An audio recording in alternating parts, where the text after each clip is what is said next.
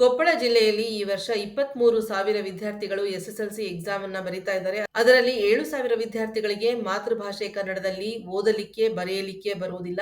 ಹಾಗೇನೆ ಗಣಿತದಲ್ಲಿ ಕನಿಷ್ಠ ಜ್ಞಾನ ಕೂಡ ಅವರಿಗೆ ಇಲ್ಲ. ಅಂದ್ರೆ ಕೂಡೋದಕ್ಕೆ ಕಳೆಯೋದಕ್ಕೆ ಕೂಡ ಅವ್ರಿಗೆ ಬರೋದಿಲ್ಲ.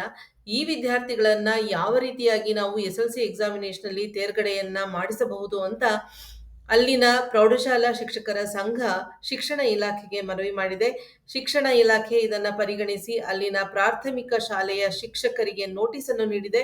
ಕನ್ನಡ ದಿನಪತ್ರಿಕೆಯಲ್ಲಿ ಬಂದಂತಹ ಈ ಆರ್ಟಿಕಲ್ ಎಲ್ಲ ವಾಟ್ಸಪ್ ಗ್ರೂಪ್ಗಳಲ್ಲಿ, ವಾಟ್ಸಪ್ ಸ್ಟೇಟಸ್ಗಳಲ್ಲಿ ನಿನ್ನೆಯಿಂದ ಹರಿದಾಡ್ತಾ ಇದೆ. ಈ ಒಂದು ಆರ್ಟಿಕಲ್ ನನ್ನನ್ನು ಕೂಡ ಬಹಳವಾಗಿ ನಿನ್ನೆಯಿಂದ ಕಾಡುತ್ತಾ ಇದೆ. ಹಾಗಾಗಿ ಈ ವಿಷಯದ ಬಗ್ಗೆ ಕೆಲವೊಂದು ವಿಚಾರಗಳನ್ನ ನಿಮ್ಮೊಂದಿಗೆ ಹಂಚಿಕೊಳ್ಳೋಣ ಅಂತ ಈ ಒಂದು ವಿಡಿಯೋನ ಮಾಡ್ತಾ ಇದ್ದೀನಿ. ಎಲ್ರಿಗೂ ನಮಸ್ಕಾರ. ಕನ್ನಡ ದಿನಪತ್ರಿಕೆಯಲ್ಲಿ ಬಂದಂತಹ ಈ ಒಂದು ವಿಚಾರ ನನ್ನಲ್ಲಿ ಹಲವಾರು ಪ್ರಶ್ನೆಗಳನ್ನ ಮೂಡಿಸಿದೆ. ಈ ಪ್ರಶ್ನೆಗಳನ್ನ, ನನ್ನ ವಿಚಾರಗಳನ್ನ ನಿಮ್ಮ ಮುಂದೆ ಇಡ್ತೀನಿ. ಹಾಗೆಯೇ ಈ ವಿಡಿಯೋದಲ್ಲಿ ಈ ಸಮಸ್ಯೆಗೆ ಪರಿಹಾರವನ್ನ ಕೂಡ ನಾನು ಕೊಡ್ತೀನಿ. ಹಾಗಾಗಿ ದಯವಿಟ್ಟು ವಿಡಿಯೋನ ಎಲ್ಲೂ ಸ್ಕಿಪ್ ಮಾಡದೆ ಕೊನೆವರೆಗೂ ನೋಡಿ. ಈ ಆರ್ಟಿಕಲ್ ಓದಿದಾಗ ನನ್ನ ಮನಸ್ಸಿಗೆ ಬಂದದ್ದು, ಕೊಪ್ಪಳ ಜಿಲ್ಲೆಯಲ್ಲಿಯೇ 7,000 ಮಕ್ಕಳು ಈ ಒಂದು ಸಮಸ್ಯೆಯನ್ನ ಎದುರಿಸ್ತಾ ಇದ್ದಾರೆ ಅಂತಂದ್ರೆ, ನಮ್ಮ ಕರ್ನಾಟಕದಲ್ಲಿ ಇನ್ನೆಷ್ಟು ಸಾವಿರ ವಿದ್ಯಾರ್ಥಿಗಳು, ಇನ್ನೆಷ್ಟು ಲಕ್ಷ ವಿದ್ಯಾರ್ಥಿಗಳು ಈ ರೀತಿಯಾದಂತಹ ಒಂದು ಸಮಸ್ಯೆಯನ್ನ ಎದುರಿಸ್ತಾ ಇರ್ಬೋದು. ಈ ಒಂದು ಆರ್ಟಿಕಲ್ ಇಂದ ಈ ವಿದ್ಯಾರ್ಥಿಗಳ ಪೋಷಕರಲ್ಲಿ ಉಂಟಾದಂತಹ ಆತಂಕಗಳಿಗೆ, ಪ್ರಶ್ನೆಗಳಿಗೆ ಉತ್ತರಿಸುವವರು ಯಾರು? ಹಾಗೆಯೇ ಇನ್ನೊಂದು ಪ್ರಶ್ನೆ, ನಮ್ಮ ಸಂವಿಧಾನದಲ್ಲಿ ಉಚಿತ ಮತ್ತು ಕಡ್ಡಾಯ ಶಿಕ್ಷಣ ಕಾಯ್ದೆ ಇದೆ. ಈ ಶಿಕ್ಷಣ ಕಾಯ್ದೆ ಕೇವಲ ಕಡ್ಡಾಯ ಹಾಜರಾತಿಗೆ ಮತ್ತು ಮಧ್ಯಾಹ್ನದ ಬಿಸಿಯೂಟದ ಯೋಜನೆಗೆ ಅಷ್ಟೇ ಸೀಮಿತವಾಯ್ತಾ? ಕೆಲವೊಮ್ಮೆ ಅನ್ಸುತ್ತೆ, ಈ ಕಡ್ಡಾಯ ಶಿಕ್ಷಣದ ಬದಲು ಕಡ್ಡಾಯ ಕಲಿಕೆ ಅಂತ ಏನಾದ್ರೂ ಮಾಡಿದ್ರೆ ನಮ್ಮ ಸರ್ಕಾರವಾಗಲಿ, ಶಿಕ್ಷಣ ಇಲಾಖೆ ಆಗಲಿ, ಶಿಕ್ಷಕರಾಗಲಿ ಕಡ್ಡಾಯ ಹಾಜರಾತಿಯ ಬದಲಾಗಿ ಕಡ್ಡಾಯ ಕಲಿಕೆಗೆ ಹೆಚ್ಚಿನ ಗಮನ ಕೊಡ್ತಾ ಇದ್ರು ಅಂತಾನೂ ಅನ್ಸುತ್ತೆ. ಆಮೇಲೆ ಇನ್ನೊಂದು ವಿಷಯ, ಈ ರೀತಿಯಾದಂತಹ ಆರ್ಟಿಕಲ್ ಪ್ರತಿ ವರ್ಷ ಯಾವುದಾದ್ರೂ ಒಂದು ದಿನಪತ್ರಿಕೆಯಲ್ಲಿ ಯಾವುದಾದ್ರೂ ಜಿಲ್ಲೆಯ ಬಗ್ಗೆ, ಯಾವುದಾದ್ರೂ ರಾಜ್ಯದ ಬಗ್ಗೆ ಬಂದೇ ಬರುತ್ತೆ. ಅದು ಯಾವಾಗ ಬರುತ್ತೆ? ನವೆಂಬರ್, ಡಿಸೆಂಬರ್ ಅಥವಾ ಜನವರಿ ತಿಂಗಳಲ್ಲಿ ಬರುತ್ತೆ. ಇನ್ನು ಎಸ್ಎಸ್ಎಲ್ಸಿ ಎಕ್ಸಾಮಿನೇಷನ್ 3-4 ತಿಂಗಳು ಇದೆ ಅನ್ಬೇಕಾದ್ರೆ ಬರುತ್ತೆ. ಆಗ ಇದರ ಬಗ್ಗೆ ಚರ್ಚೆಗಳು ಶುರುವಾಗುತ್ತೆ. ಆರೋಪಗಳು, ಪ್ರತ್ಯಾರೋಪಗಳು ಕೇಳಿಸುತ್ತವೆ.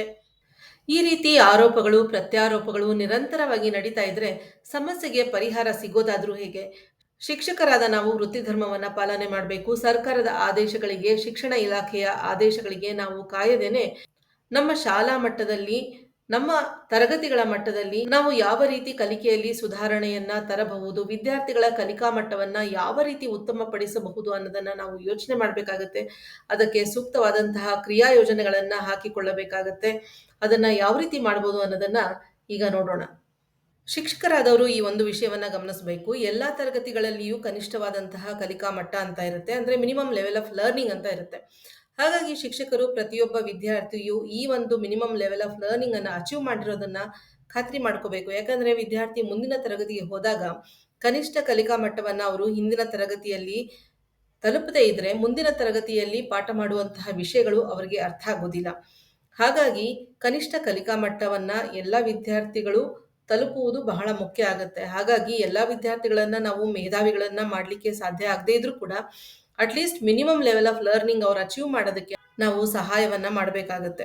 ಇದಕ್ಕೆ ನಾವು ಏನ್ ಮಾಡಬಹುದು ಅಂತಂದ್ರೆ, ಶೈಕ್ಷಣಿಕ ವರ್ಷದ ಪ್ರಾರಂಭದಲ್ಲಿಯೇ ವಿದ್ಯಾರ್ಥಿಗಳ ಭಾಷಾ ಕಲಿಕೆ ಯಾವ ರೀತಿ ಇದೆ, ಭಾಷೆಗಳಲ್ಲಿ ವಿದ್ಯಾರ್ಥಿಗಳ ಕಲಿಕಾ ಸಾಮರ್ಥ್ಯ ಯಾವ ರೀತಿ ಇದೆ, ಅಂದ್ರೆ ಕನ್ನಡ, ಇಂಗ್ಲಿಷ್, ಹಿಂದಿ, ಸಂಸ್ಕೃತ ಅಥವಾ ಬೇರೆ ಯಾವುದೇ ಭಾಷೆ ಆಗಿರಬಹುದು, ಅವರಿಗೆ ಓದಲಿಕ್ಕೆ ಬರುತ್ತಾ, ಬರೆಯಲಿಕ್ಕೆ ಬರುತ್ತಾ, ಹಾಗೇನೆ ಗಣಿತದಲ್ಲಿ ಅವರ ಕಲಿಕಾ ಮಟ್ಟ ಎಷ್ಟಿದೆ, ಬೇಸಿಕ್ ಕ್ಯಾಲ್ಕುಲೇಷನ್ಸ್ ಆದಂತಹ addition, subtraction, multiplication, division at least ಇಷ್ಟಾದ್ರೂ ಅವರು ಕಲ್ತಿದಾರಾ, ಇದನ್ನ ನಾವು ಚೆಕ್ ಮಾಡಬೇಕಾಗತ್ತೆ.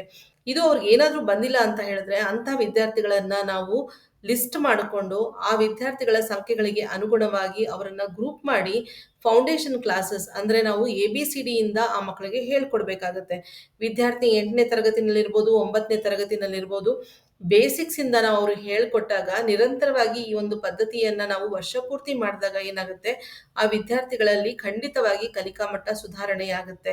ಇದನ್ನ ನಾವು ಯಾವ ರೀತಿ ಮಾಡ್ಬೋದು ಅಂದ್ರೆ, ಒಂದು 15 ಡೇಸ್ ಪೀರಿಯಡ್ ಅಂತ ಇಟ್ಕೋಬಹುದು. 15 days Kannada foundation classes, 15 days English ಅಲ್ಲಿ ಫೌಂಡೇಶನ್ ಕ್ಲಾಸಸ್, ಇನ್ನೊಂದು 15 ಡೇಸ್ ಹಿಂದಿಯಲ್ಲಿ ಫೌಂಡೇಶನ್ ಕ್ಲಾಸಸ್, ಇನ್ನೊಂದು 15 ಡೇಸ್ ಮ್ಯಾಥಮೆಟಿಕ್ಸ್ ಅಲ್ಲಿ ಫೌಂಡೇಶನ್ ಕ್ಲಾಸಸ್.